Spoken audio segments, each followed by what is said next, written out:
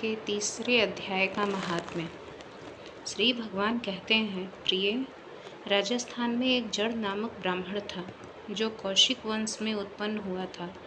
उसने अपना जातीय धर्म छोड़कर बनिए की वृत्ति में मन लगाया।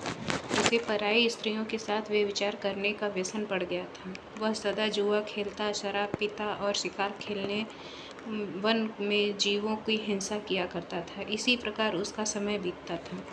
धन नष्ट हो जाने पर वह व्यापार के लिए बहुत दूर उत्तर दिशा में चला गया। वहाँ से धन कमाकर घर की ओर लौटा। बहुत दूर तक का रास्ता उसने तय कर लिया था। एक दिन सूर्यास्त हो जाने पर जब दसों दिशाओं में अंधकार फैल गया, तब एक वृक्ष के नीचे उसे लुटेरों ने धर दबाया और शीघ्र ही उसके प्राण ले लिए।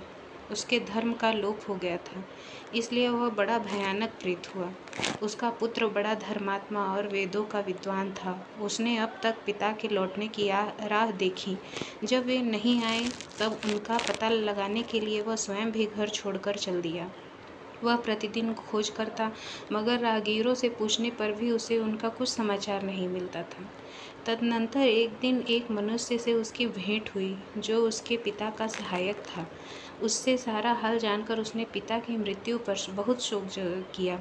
वह बड़ा बुद्धिमान था। बहुत कुछ सोच विचार कर पिता का पारलौकिक कर्म करने की इच्छा से आवश्यक सामग्री साथ लेकर उसने काशी जाने का विचार किया।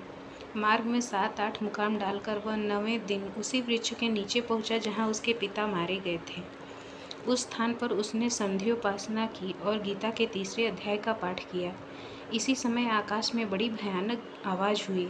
उसने अपने पिता को भयंकर आकार में देखा। फिर तुरंत ही अपने सामने आकाश में उसे एक सुंदर विमान दिखाई दिया जो महान तेज से व्याप्त था। उसमें अनेक क्षुद्र घटिकाएं लगी हुई थीं। उसके तेज से समस्त दिशाएं अलौकिक हो रही थीं। यह दृश्य देखकर उसके चित्त की व्याग्रता दूर हो गई। उसने विमान पर अपने पिता को दिव्य रूप धारण किए विराजमान देखा। उनके शरीर पर पीताम्बर शोभा पा रहा था और मुनिजन उनकी स्तुति कर रहे थे। उन्हें देखते ही पुत्र ने प्रणाम किया। तब पिता ने भी उसे आशीर्वाद दिया। तत्पश्चात उसने पिता से यह